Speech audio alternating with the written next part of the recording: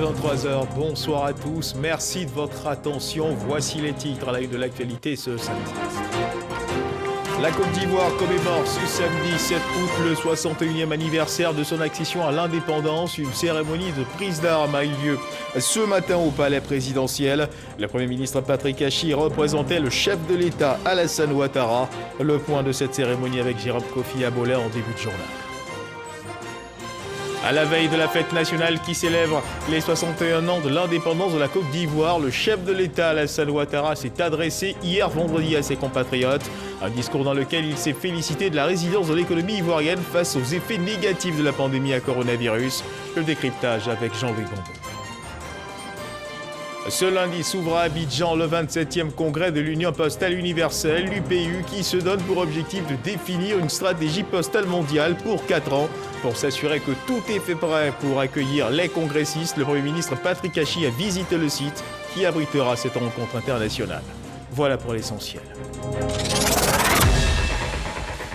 Bonsoir à tous. La Côte d'Ivoire commémore ce samedi 7 août 2021 le 61e anniversaire de son accession à l'indépendance. Une cérémonie de prise d'armes a eu lieu ce matin au palais présidentiel. Une cérémonie de prise d'armes du fait de la Covid-19. Le grand défilé n'a pas eu lieu. Une cérémonie qui vous a été retransmise en direct sur les antennes de la RTI. Le Premier ministre Patrick Achi représentait le chef de l'État Alassane Ouattara à cette cérémonie.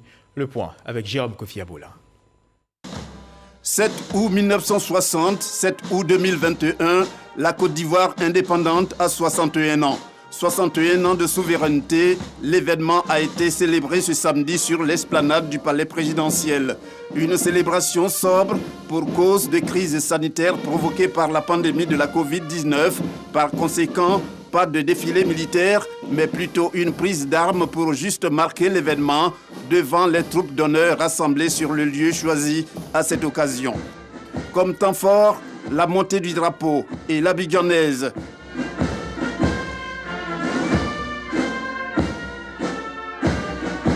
La cérémonie a été présidée par le Premier ministre Jérôme Patrick Achi. Le chef du gouvernement représentait le président de la République, Alassane Ouattara, chef suprême des armées. Cette célébration, quoique dans la sobriété, est, on peut le dire, pleine de symboles. Elle a eu pour thème « Tous solidaires pour une Côte d'Ivoire prospère et sécurisée ». Et puis nous le disions à l'instant dans les titres, à la veille de la fête nationale, hier donc, le chef de l'État Alassane Ouattara s'est adressé à ses compatriotes, un discours dans lequel il s'est félicité de la résilience de l'économie ivoirienne face aux effets négatifs de la pandémie à coronavirus. Le pays a pu conserver un taux de croissance positif d'environ 2% en 2020 contre une contradiction de 3% au niveau mondial. Des efforts ont été faits notamment pour canaliser la hausse des prix des produits de grande consommation ou pour faire face aux perturbations dans la fourniture de l'électricité. Le décryptage avec Jean-Luc Bombon. Le chef de l'État, Alassane Ouattara, est particulièrement fier de son économie, notamment la résilience dont elle fait preuve face à la crise sanitaire de la Covid-19. Il l'a signifié à la faveur de son adresse à la nation, à la veille de la célébration de la fête de l'indépendance. En effet, s'il regrette l'augmentation du prix de certaines denrées de première nécessité, l'une des conséquences de cette crise sanitaire, le chef de l'État s'est félicité de la prise de mesures conservatoires qui ont contribué à juguler cette inflation. Je me réjouis qu'après concertation avec le secteur privé, des mesures conservatoires aient été prises lors du Conseil des ministres du 21 juillet dernier, notamment sur l'encadrement des prix des produits tels que le riz, l'huile, la farine et la viande de bœuf. Afin de trouver une solution pérenne à cette problématique, le gouvernement travaillera au renforcement du contrôle et de la surveillance des prix sur les marchés, à l'amélioration de l'offre des denrées alimentaires, ainsi qu'à l'accélération du développement de l'industrie agroalimentaire. La Covid-19 n'a pas réussi à freiner la Côte d'Ivoire dans sa marche vers le développement. Le gouvernement a continué à mener des actions qui ont permis à la Côte d'Ivoire d'améliorer de manière substantielle les conditions d'accès à la santé, à la protection sociale, à l'éducation, à l'emploi, à l'électricité et à l'eau potable.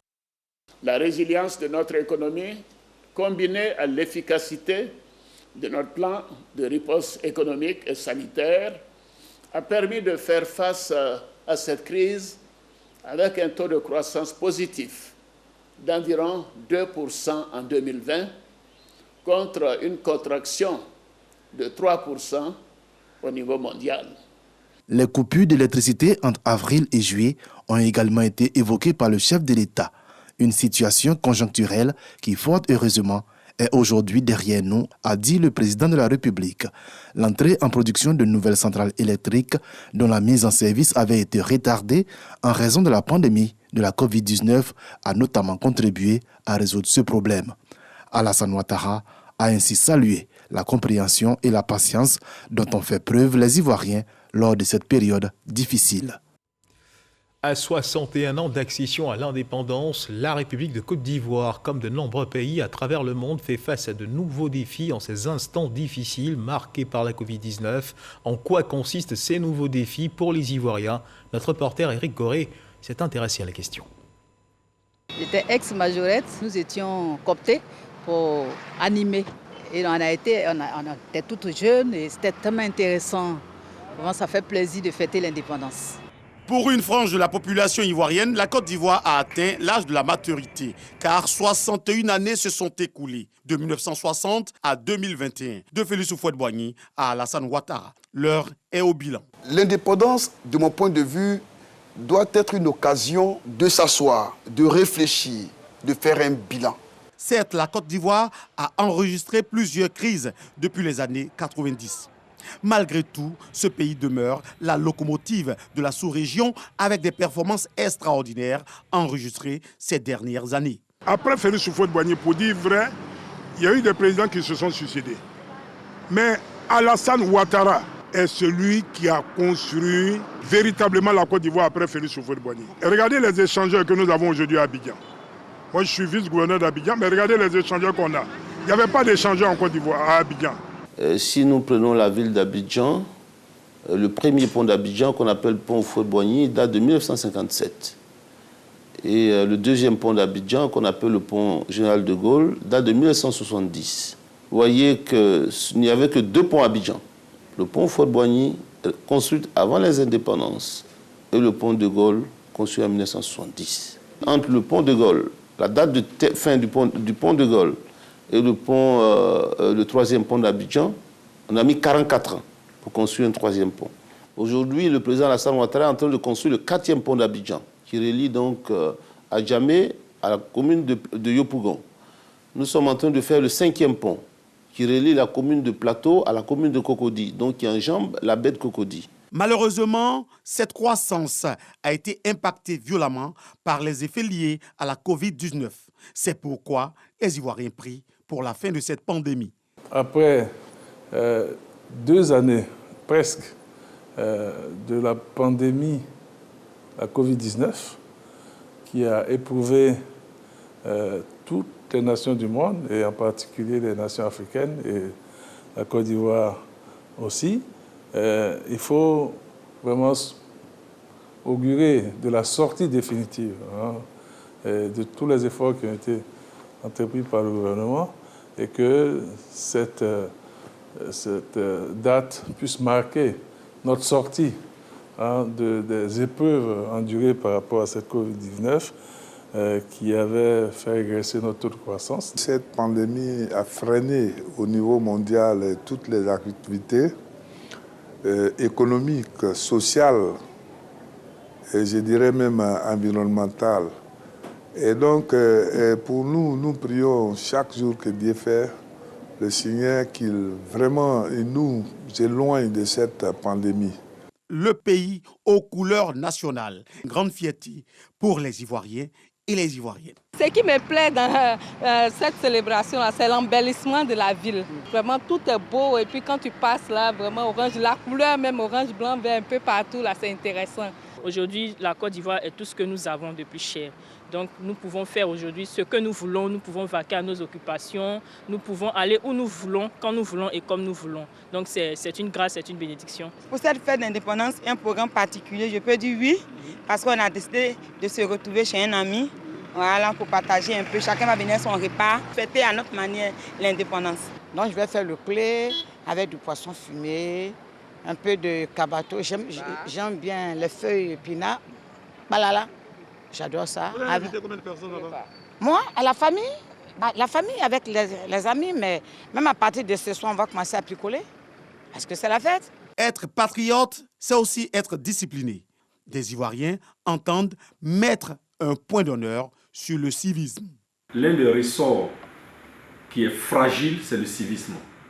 Regardez bien la circulation, regardez bien le taux donc en matière d'accidents, les pertes en vie humaine. C'est l'incivisme. Regardez dans nos écoles, nos jeunes qui se donnent des congés eux-mêmes avant la date des congés. Et les jeunes de Côte d'Ivoire doivent aimer leur pays, en respectant leur pays. Des comportements qui doivent nécessairement contribuer à une paix durable en Côte d'Ivoire. Cette rencontre entre le président de la République et l'ex-président Laurent Gbagbo, je pense que ça doit interpeller tous les Ivoiriens. Et bien avant ça, il y a eu aussi effectivement la relation, je dirais, fraternelle Henri Konan Bédié et puis Alassane Ouattara. Donc je pense que ce sont des images qui doivent inspirer les Ivoiriens pour dire que tout est possible. L'indépendance de la Côte d'Ivoire est une fête qui concerne tous les Ivoiriens, du nord au sud, de l'est à l'ouest. Pour les plus anciens, ce sont des moments de souvenirs. En quoi a consisté cette célébration de l'indépendance en ce jour anniversaire? Pour le savoir, rendons-nous d'abord dans le village de Blocos. C'est dans la commune de Cocody où on a célébré la fête anniversaire de l'indépendance de la Côte d'Ivoire. Une célébration marquée par un défilé de toutes les couches sociales du village, occasion pour les élus et cadres de Cocody d'inviter les populations à emprunter les voies de la réconciliation. Konaté Moussa. Un défilé dans un style vestimentaire des années 60. La danse guerrière du peuple Hatchan. C'est l'ambiance à Blocos dans la commune de Cocody. Le village est aux couleurs de la fête nationale. Notre pays est indépendant depuis 61 ans. C'est vrai que nous, jeunes de Blocos, aujourd'hui, nous ne sommes pas là. Mais cette mère patrie nous a donné beaucoup. La Côte d'Ivoire nous a donné assez et il est important que nous puissions l'honorer. 61 ans d'indépendance de la Côte d'Ivoire. Blocos bat le rappel de toutes les composantes de sa communauté. Après la levée du drapeau au rythme de l'hymne national, une parade des élèves, agents de santé, commerçants et ressortissants de la CEDEAO sous le regard des autorités coutumières et sécuritaires, élus et cadres. C'est un grand jour pour les populations de Cocody, c'est un grand jour pour les populations de Blocos, pour la simple raison que nous fêtons non seulement notre indépendance, mais nous sommes en joie parce que la réconciliation dans notre pays a été totalement et entièrement amorcée avec l'acte posé par le président Alassane Ouattara et l'ancien chef d'État, le président Laurent Gbagbo. Les cadres ont aussi invité la jeunesse et l'ensemble des populations à s'approprier les valeurs de paix, de cohésion et de rassemblement. À Yopougon, la cérémonie officielle de la célébration de la fête nationale s'est tenue dans la cour de la mairie centrale. Aux côtés du maire Gilbert Konekafana, la présence des députés Michel Gbagbo et Georges Armand Ognien ainsi que plusieurs membres du conseil municipal. La date du 7 août de chaque année doit également être une occasion de raffermir les liens de fraternité qui nous unissent mutuellement du fait de son caractère singulier. Pour clore son adresse, Gilbert Konekafana a souhaité que la commune de Yopougon soit un modèle de cohésion sociale réussi si elle veut gagner le pari du développement local. Dans la région de Bouaké, on a également célébré la fête anniversaire de l'indépendance de la Côte d'Ivoire ce 7 août. Voyons cela ensemble. Bouaké, place d'armes, 3e bataillon, cérémonie de prise d'armes marquant le 61e anniversaire de l'indépendance de la Côte d'Ivoire. Sous les ordres du chef de bataillon Ouattara Bey, commandant second du bataillon d'artillerie Sol-Sol. Dans son adresse à la population, le préfet de région de Bouaké, préfet du département de Bouaké, a d'abord rendu un vibrant hommage aux pionniers de la lutte pour l'émancipation de la Côte d'Ivoire. Aussi a-t-il invité les forces vives à s'inspirer de leur parcours historique afin de laisser aux futures générations une Côte d'Ivoire de paix et de prospérité. Par l'acharnement au travail pour l'essor dont les sillons sont tracés par le président de la République. À cet effet, à Bouaké, plusieurs chantiers sont ouverts et le préfet exhorte à la paix et à la cohésion sociale pour relever les défis du développement. Enfin, Le préfet de Bouaké a appelé ses concitoyens à la détermination et au sens élevé du devoir pour l'édification d'une Côte d'Ivoire, terre de progrès. C'est dans la sobriété totale que le 61e anniversaire de l'indépendance de la Côte d'Ivoire a été célébré à Bongouanou. Situation sanitaire oblige, cette année, les populations n'ont eu droit seulement qu'au défilé militaire. Dans son adresse à ses administrés, le préfet de région, préfet du département de Bongouanou, a invité les populations au respect des gestes barrières pour éviter le coronavirus qui continue de faire des victimes. Jeannette Okoma-Adjo les a également exhortés à cultiver la cohésion sociale afin d'éviter de nouvelles crises. Elle a aussi dénoncé l'orpaillage illégal qui prend des proportions inquiétantes, favorisant ainsi l'insécurité dans la région et aussi la dégradation de l'environnement. Célébration des 61 ans d'indépendance dans la sobriété dans la cour de la préfecture de San Pedro. Covid-19 oblige. Une célébration marquée par une prise d'armes des forces de défense et de sécurité présentes à San Pedro. Avec la menace des nouveaux variants, le préfet des régions exhorte les Pétrusiens au respect des mesures barrières. À Grand Bérébi, c'est également dans la sobriété que les 61 ans d'indépendance de notre pays ont été fêtés.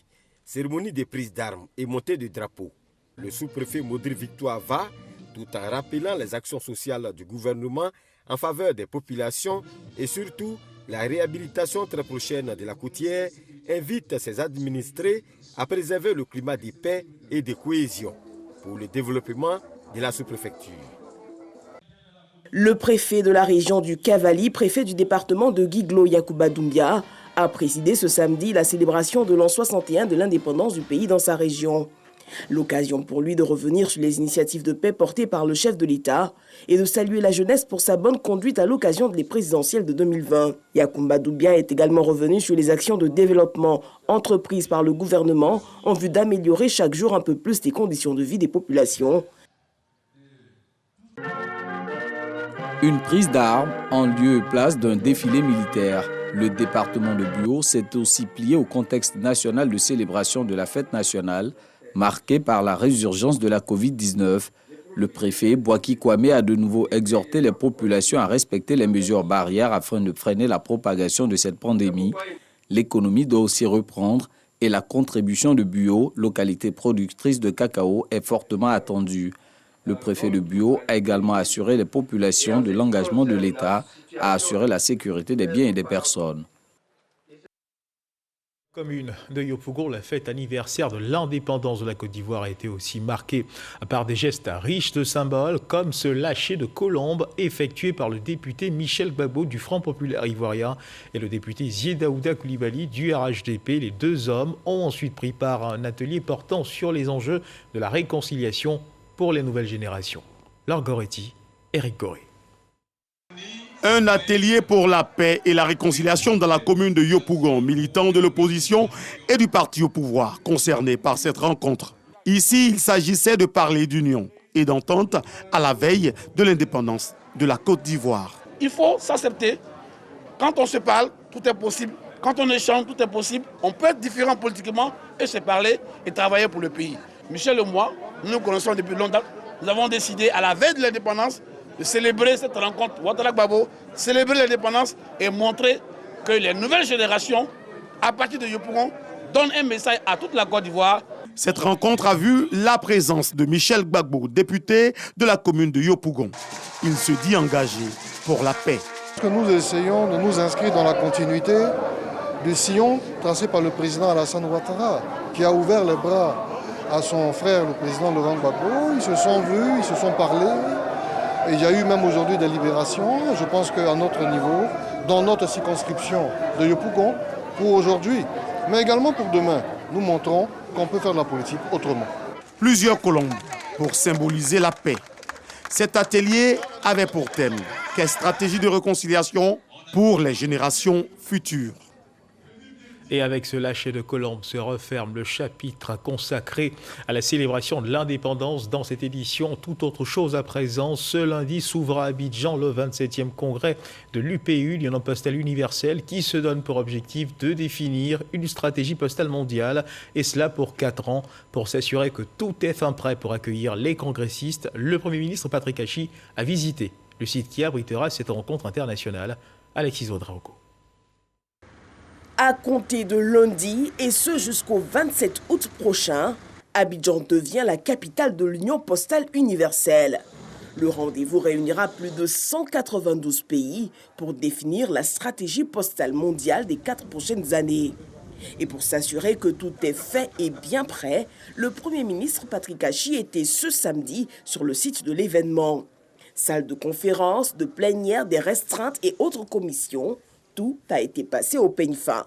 Dans la période post-Covid, aujourd'hui dans le monde, être capable de réaliser en présentiel une conférence mondiale d'une telle portée est effectivement la signature que la Côte d'Ivoire est un pays phare, est un pays respecté, est un pays qui répond à de nombreuses normes internationales et a franchi des pas extrêmement importants. À l'heure de la transformation digitale mondiale, ce congrès représente pour tout le continent africain une opportunité économique et stratégique de renforcer son positionnement au sein de l'institution et ainsi de bénéficier d'un accompagnement technique pour réformer son système postal. La particularité de cet événement, c'est qu'il sera réalisé en présentiel, mais également à distance en vidéo. Donc nous avons fait la visite sur les questions qui touchent à la fois à la connectivité, aux infrastructures, à la santé, aux salles de réunion, aux questions de transport, aux questions d'hébergement. Et sur toutes ces questions-là, on a pu avoir donc des réponses satisfaisantes.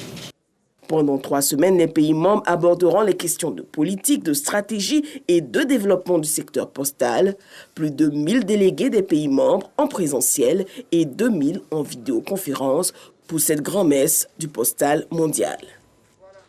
Direction le Ghana, où le ministre d'État, ministre de l'Agriculture, Kobena Kwasi Adjumani, a été reçu par le président ghanéen Addo Dankwa Akufo-Addo à la faveur des travaux portant sur la signature de l'accord de siège de la réunion spéciale sur l'initiative Cacao Côte d'Ivoire-Ghana. Sujet abordé, les questions économiques portant sur la filière cacao et l'actualité politique en Côte d'Ivoire. Noël Gagnon. En marge des travaux relatifs à la signature de l'accord de siège de l'initiative Cacao Côte d'Ivoire, Ghana à Accra, le ministre d'État ivoirien, ministre de l'Agriculture et du Développement rural, le ministre ghanéen de l'Alimentation et de l'Agriculture, les premiers gestionnaires de la filière cacao des 2 pays et leurs experts ont été reçus en audience par le président ghanéen Nana Addo Dankwa Akufo-Addo. Au président ghanéen, ils ont fait l'état des lieux du processus de mise en œuvre de l'initiative Cacao Côte d'Ivoire-Ghana avec 2 pics, la désignation du secrétaire exécutif et l'accord de siège. Le président ghanéen s'est réjoui de la bonne évolution du processus et a félicité les parties, toutes choses qui vont concourir au mieux-être des producteurs. Après quoi, Nana Akufo-Addo a exprimé ses vives félicitations au président Alassane Ouattara pour son courage politique au regard des actes majeurs posés. Il a félicité le président de la République pour le travail remarquable qu'il fait au niveau de la réconciliation nationale. Que le monde entier, y compris le Ghana, a salué cette volonté affichée d'aller à la réconciliation avec l'acte qu'il vient de poser, de recevoir, d'abord de faire venir le président Laurent Gbagbo en Côte d'Ivoire et de le recevoir. Et que c'est un acte de décrispation qu'il a salué et il nous a chargé de le dire au président de la République. Cette audience a été précédée dans la matinée de ce 5 août par l'adoption du budget de fonctionnement de l'initiative et de son identité visuelle. Il faut continuer de faire attention. La Covid-19 est toujours présente dans le pays. À suivre l'évolution de la maladie dans notre pays.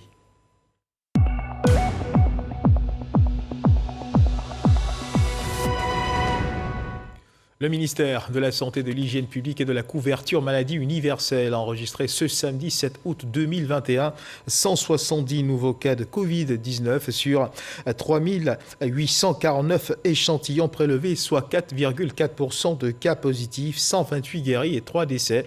À la date du 7 août 2021, la Côte d'Ivoire, notre pays, compte donc 51 198 cas confirmés, dont 49 917 personnes guéries, 341 décès et 940 cas actifs. Le nombre total d'échantillons est de 809 144. Le 6 août, 16 104 doses de vaccins contre la Covid-19 ont été administrées, soit un total d'1 138 231 doses administrées, avec l'ajout de 1183 doses administrées non comptabilisées le 5 août. Le ministre de la Santé, de l'Hygiène publique, de la couverture maladie universelle invite toutes les personnes de plus de 18 ans à se faire vacciner dans les centres de vaccination. La vaccination contre la Covid-19, rappelons-le, qui est gratuite et volontaire. Dans le fil de l'actualité, des responsables des programmes de santé publique ont été formés à Jacquesville au cours d'un atelier sur l'engagement communautaire. Le but de cette formation, renforcer leurs capacités dans ce domaine. Les précisions de Patricia Omouetia. Pendant 5 jours, les cadres et les responsables des programmes spécialisés des ministères de la Santé des pays francophones ont échangé sur l'engagement communautaire, composante importante du changement social des populations. L'engagement communautaire, c'est nous, en tant que professionnels de la santé et autres secteurs du développement durable, devions pousser ou initier les communautés à s'impliquer davantage dans la prise en charge de leurs propres problèmes de santé. L'objectif de cette formation est de former un collectif pour surmonter les défis du développement tels que la pauvreté, l'accès et l'utilisation des soins de santé. Pour amener les gens à changer de comportement, et ici nous avons appris qu'il y a une composante très importante, c'est la mobilisation communautaire. Or cette mobilisation communautaire passe par plusieurs étapes pour que nous arrivions effectivement à l'action, engagement de la communauté elle-même. Pour améliorer certains indicateurs clés du planning familial. Par exemple, il y a des personnes, il y a des femmes en âge de procréer qui ont besoin de services de planification familiale qui n'en ont pas. Qu'est-ce que les communautés elles-mêmes peuvent faire pour s'assurer que ces femmes-là bénéficient de ces services auxquels ils n'ont pas accès? Au thème de cet atelier, les responsables et les cadres de santé publique ont partagé leur expérience de manière à améliorer le changement social et comportemental des communautés. Une cérémonie de remise de diplôme a mis fin à l'atelier. En sport, Jeux Olympiques de Tokyo, intéressons-nous au résumé de cette journée avec la finale basket homme et petite finale dames, finale handball homme, finale volleyball homme et la finale du football avec les hommes. Tout ceci avec Arsène Kouassi et Salif Ouattara.